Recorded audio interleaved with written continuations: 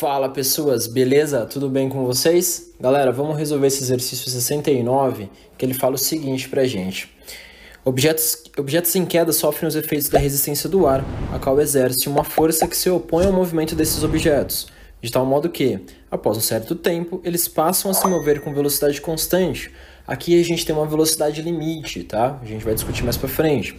Para uma partícula de poeira de ar no ar, caindo verticalmente, essa força pode ser aproximada por menos b vezes v, sendo v a velocidade da partícula de poeira e b uma constante positiva. Então o gráfico mostra o comportamento do módulo da força resultante sobre a partícula como função de v, o módulo de v, né, vetorial.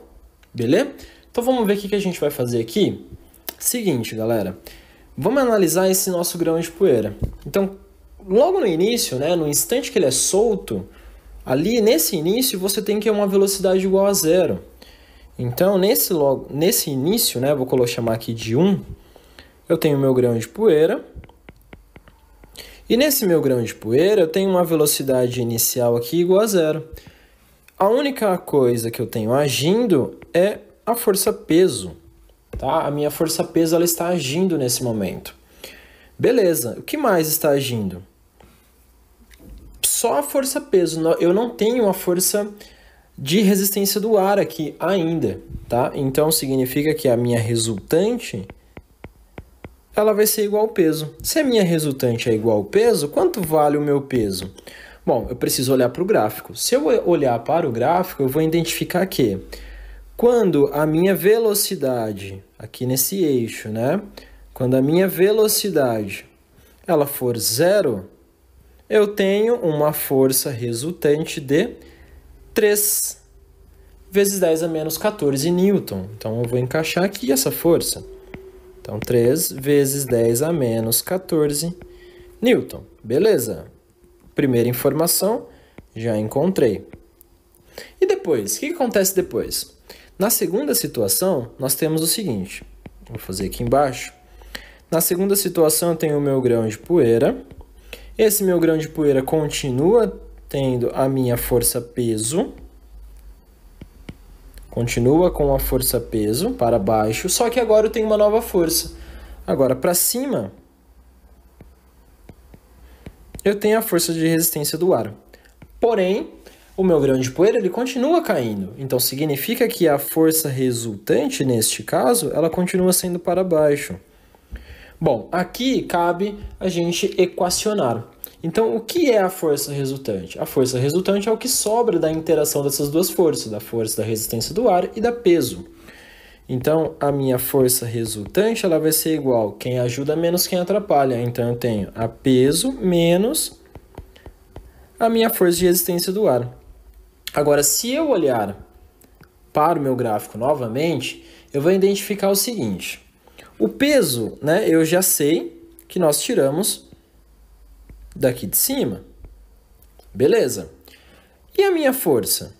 Bom, a minha força de resistência, ele falou lá no exercício que é menos B vezes V.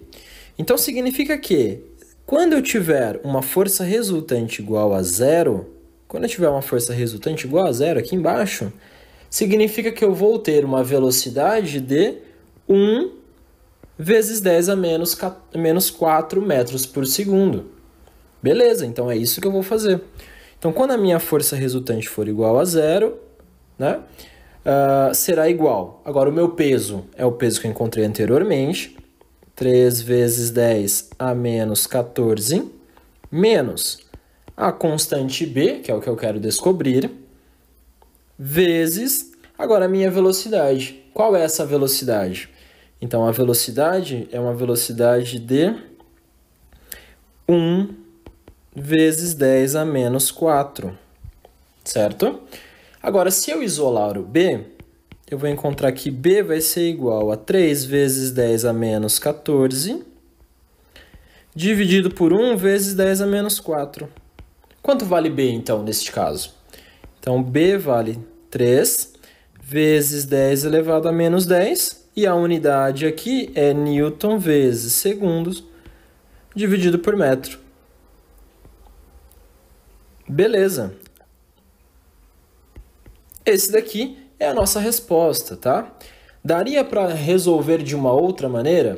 Daria, se eu levar em consideração esse gráfico aqui, que ele tem uma certa angulação, um ângulo θ, por exemplo. Como eu tenho um gráfico de força resultante por velocidade, e a minha força-peso ela é uma força que depende da massa e da gravidade, então a minha variável B ela vai ser a hipotenusa desse meu triângulo. Então eu tenho a tangente de θ vai ser igual a B. Então quanto vale B? Se eu tirar a tangente, fica 3 vezes 10 a menos 14, dividido por 1 vezes 10 a menos 4. Ou seja, eu vou encontrar o mesmo valor. 3 vezes 10 elevado a menos 10 newton segundo, dividido por metro.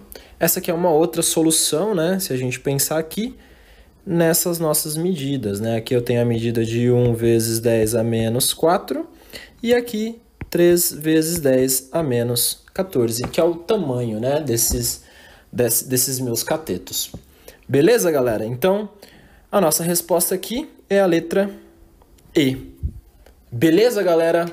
Valeu!